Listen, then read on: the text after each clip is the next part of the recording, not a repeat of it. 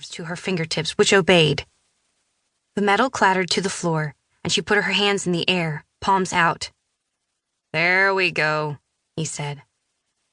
Then there were hands on her, rough palms against her wrists, pulling her shoulders into odd angles. "You have the right to remain silent. Anything you say can and will be used against you in a court of law. You have the right."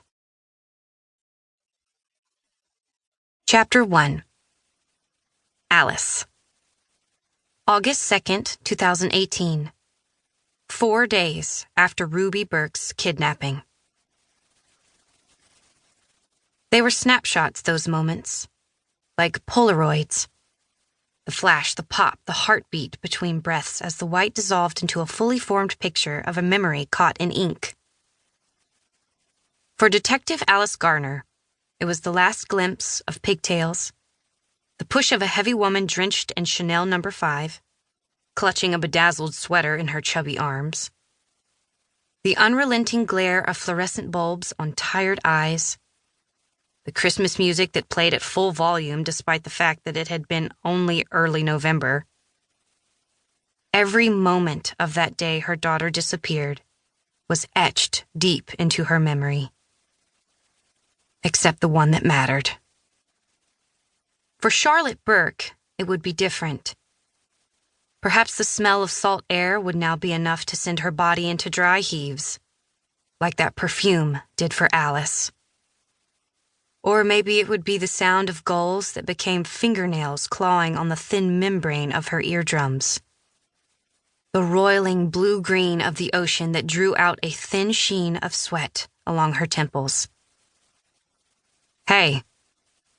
Detective Joe Nakamura bumped into Alice's shoulder. But his attention wasn't on her. It was on the beach where the crowd was gathered. The techs and some uniforms were monitoring the scene, waiting on them to get there. "You okay?" Coming from anyone else, the question would prod at the hackles that were always poised to rise along her back. There was a script she was supposed to follow. Lines she could read that would ensure the person who asked felt validated in their concern, but not burdened by her emotions.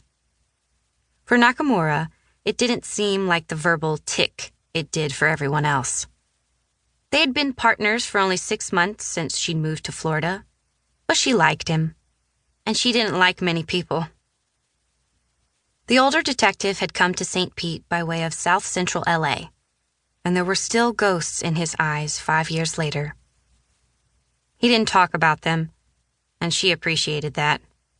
She knew she had ghosts in her eyes as well. "Are you okay?"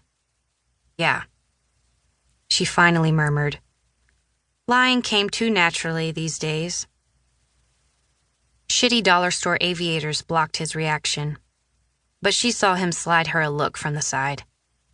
He didn't believe her. He shouldn't. Still, he let it drop.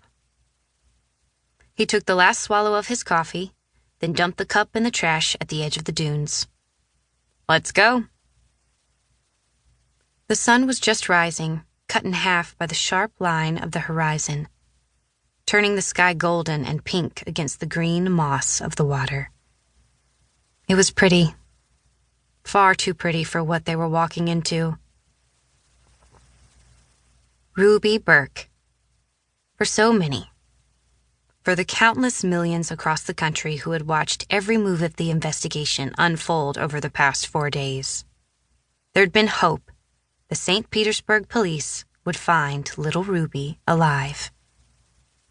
Volunteers had flocked in to offer their services, searching wetlands and the long stretches of beach up and down both coasts of the miniature peninsula, each one hoping to be the person who returned with a bright-eyed girl in their arms. Each one hoping to soothe the nerves of the parents who desperately wanted this to be a case of an adventurous child who had wandered off.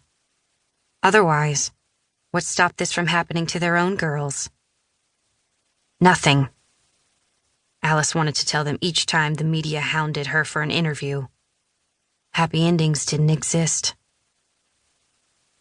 "A jogger found her?" Alice asked. Mostly just